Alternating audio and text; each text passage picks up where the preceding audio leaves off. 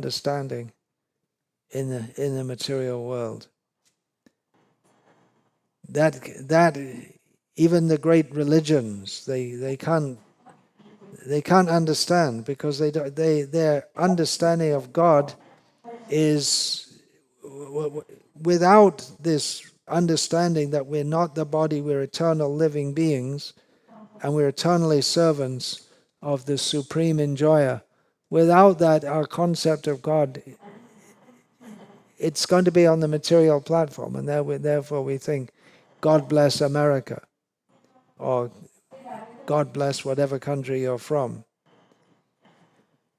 All on the platform of ignorance. So there are so many bad qualities which are described in the 16th chapter of Bhagavad Gita. Those who are demoniac do not know what is to be done and what is not to be done. Neither cleanliness nor proper behavior nor truth is found in them.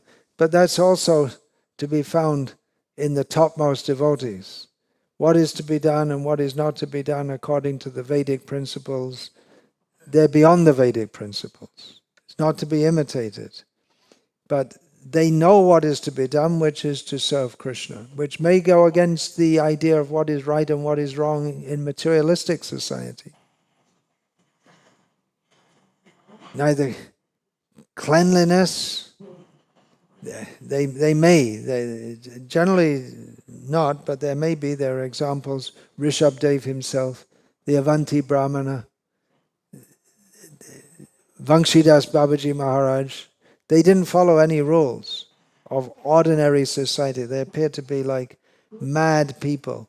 Proper behavior. What is proper behavior? According to materialistic outlook, what is proper behavior?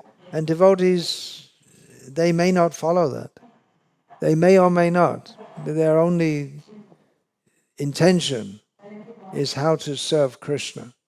And when they're completely absorbed in Krishna, they become oblivious to the material world. We're just reading some verses from Chaitanya Mahaprabhu speaking to the Mayavadis of Varanasi this morning in the talk. So Chaitanya Mahaprabhu quoted from, Ishwara Puri had quoted from Srimad Bhagavatam, Ivang Vratas Priyanama Kirtya Jatanuraga. What is it? Jatanuraga Druta Chitta Uchai. Hasatyati rodati gayati roti unmadava nrityati lokabhayaha. This is the perfection of life, Ishwara Puri told Chaitanya Mahaprabhu, quoting from Srimad Bhagavatam, that someone who's completely in love with Krishna, they're chanting the name and the qualities and the glories of Krishna, and they become completely oblivious to the material world. And they sing and they dance and they laugh and they cry and they don't care what outside people think at all. So this is the highest level. Although devotees who are going to preach, they may not adopt this. But their whole concept and their whole understanding, they don't relate with materialistic people at all. They're literally in another world. Physically, they may appear to be part of this world, but they're in another world. That was seen in Srila Prabhupada also, that although he acted in some ways like one of us, but he was not from this world. He came to give the spiritual world. And what is truth? The materialistic idea of what is true, what is proper, the devotees have a completely different understanding, because the materialistic people, they don't understand what is truth. They don't understand what is right. If they don't understand everything in relation to Krishna, then everything, all their calculations are wrong. It's just like you may have very complex equations. There's a famous photo of Einstein, Albert Einstein. There must be so many other people with the surname Einstein, standing in front of a blackboard with so many equations on the board. And to be able to follow all that requires so much study to be able to come to the level of understanding that. But in all those equations, if you make a simple arithmetical mistake, then the whole thing becomes wrong. Just like in all of you have all this huge calculation, somewhere in there you have 2x times 2x equals 5x cubed. So you may not even notice it, which is wrong. It should be 4x squared. Right, 2x times 2x is 4x squared. So there may be some simple arithmetical mistake, but in all the huge, big calculation, you don't even notice it. And your result at the end comes out wrong. So you have a big mathematical construct. You can follow it all, but it's something basic you got wrong. And then everything becomes wrong. So unless we understand Krishna as the basis of everything, then everything we get wrong. So what is true, what the materialist thinks is right and proper, is the devotee has a completely different conception. How can we explain this one in terms of the topmost devotees? Asatyam apratishtam te jagadahuranishvaram aparaspara sambhutam kim anyat kama haitukam. They say this world is unreal with no foundation, no God in control.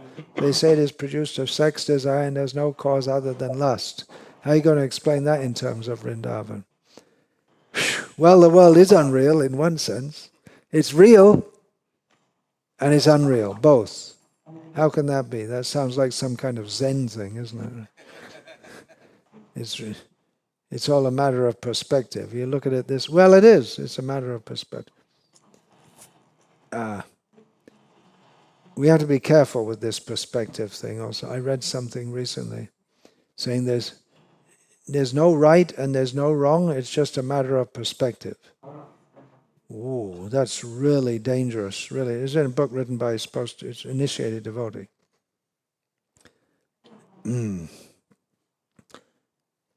This world is unreal in one sense, inasmuch as it's a phantasmagoria. It's like a dream.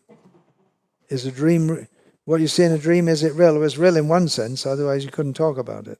In a dream, I did see such and such and such. But it's only a dream. So it may have some repercussions also. You wake up and you're still feeling afraid from what you experienced in the dream. And definitely during the dream you're feeling afraid if it's a nightmare, or you may feel some happiness or whatever it is. But it's unreal in the sense that it's temporary, it has no real substance. So in the same way this world is unreal, but at the same time it is real. You can't say it's totally unreal.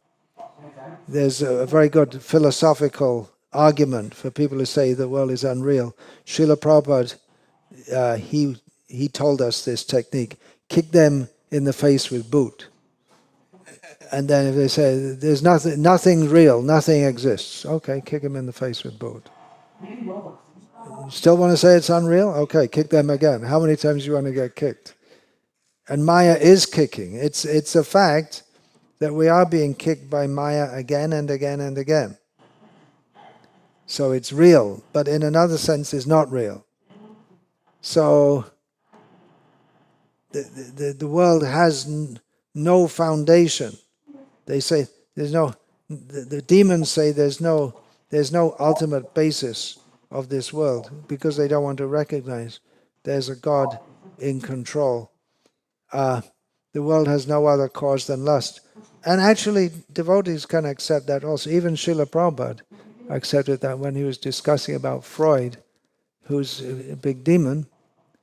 Sorry. He's the father of your profession, right? Psychoanalysis. So he emphasized so much on the power of lusty desire. And Prabhupada said, yeah, he's right. Devotees were surprised to hear, yeah, that's the world. The world runs on lust, on love, what they call love. It's lust. They say this world is produced of lust. Yeah, it is. Kimanyat kama haitukam. This world runs on desire, but it's perverted desire. But they say there's nothing beyond this. There's only what is here in this world, that's it. There's only lust, and then you're born and you enjoy yourself and you die. Finish. But actually in this material world, yeah, desire is the basis. Perverted desire.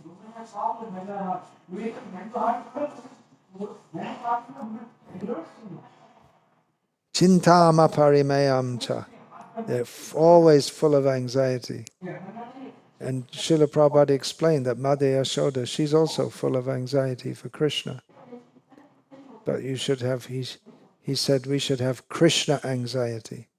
In this material world, people are anxious for maintaining their own situation, maintaining their prestige, maintaining their position. But Srila Prabhupada described that Mother Yashoda is always full of anxiety for Krishna. He's going to the forest. It's very dangerous in the forest with all dangerous animals, and we hear so many demons are coming. So she wants Balaram always to look after Krishna. Look what happens to Krishna when Balaram's not there. He gets caught by some big snake in the water, for instance. So she's always full of anxiety. So it's described how the residents of Vrindavan, they're always, especially Mother Yashoda, she's always full of anxiety. And Srila Prabhupada said, yes, if you can develop this anxiety,